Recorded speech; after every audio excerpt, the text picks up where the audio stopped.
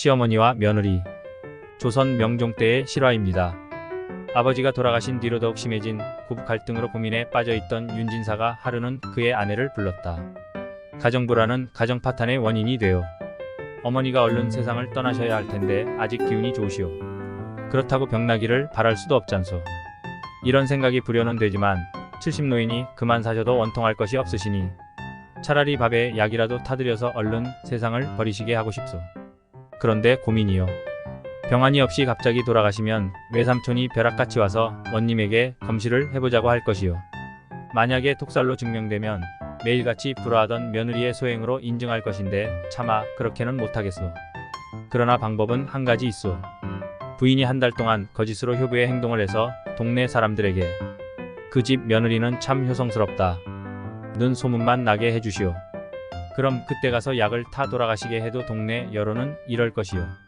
그렇게 효성스러운 며느리를 죽일련 하더니 이제 동네가 다 알게 되니까 무안해서 자살했다 라는 여론이 돌아 아무 일이 없을 것이요. 그렇게 해보겠소.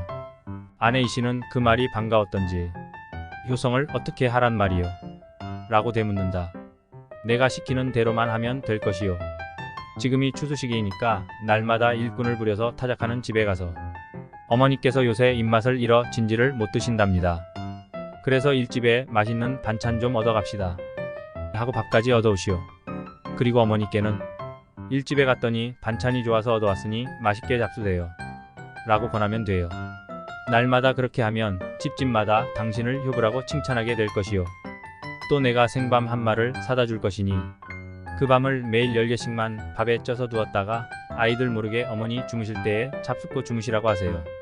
또 식전에 일찍이 밥 숭늉을 끓여서 아침이 늦겠으니 미리 잡수시라고 하세요. 그러면 나는 만나는 친구마다 당신이 하는 일을 자랑할 것이요. 그러면 안팎이 모두 출천돼요 라고 하게 될 것이고 그 뒤에 어머니가 아무렇게나 돌아가셔도 당신에게 의심은 아니 가지 않겠소. 아내 이씨가 자세히 듣더니 그럼 생밤이나 사오세요 한다.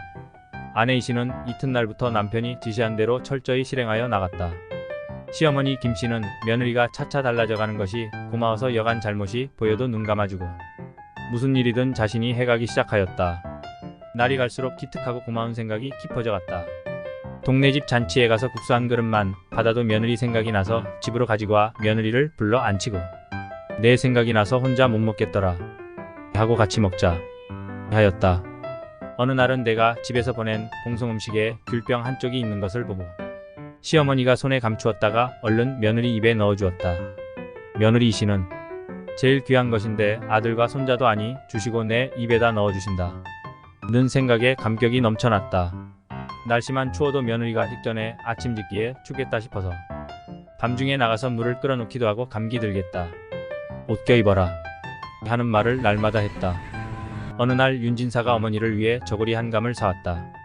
그러나 시어머니는 방 안에서 늙은이가 아무러면 어떠냐 내가 해 입어라 하였고 며느리는 젊은 사람이야 어때요 노인네가 따뜻하게 입어야지요 하면서 시어머니의 옷으로 지어드렸다.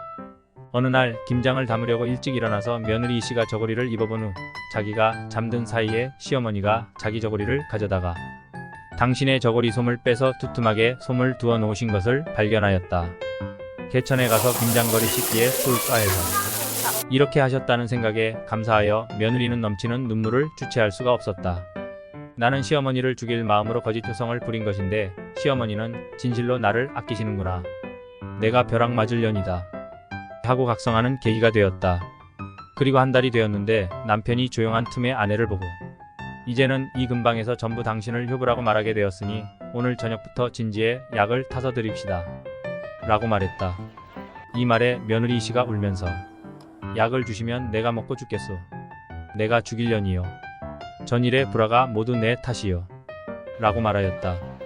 그 말을 듣고 남편이 말하기를 천하의 부모는 악한 데가 없는 법이요. 부모를 죽일 마음을 먹고 잠시 동안 거짓으로 효성을 해보아도 부모는 얼마나 착하신가. 계속 효성을 극진히 실행해서 자식들의 모범이 되면 훗날 자식도 우리들의 효를 본받을 것이요 하였다. 이 글은 조선 명종 때 파평률시 대연공파 팔대손 윤명선의 실화로 오늘날까지 전해져 내려오고 있습니다.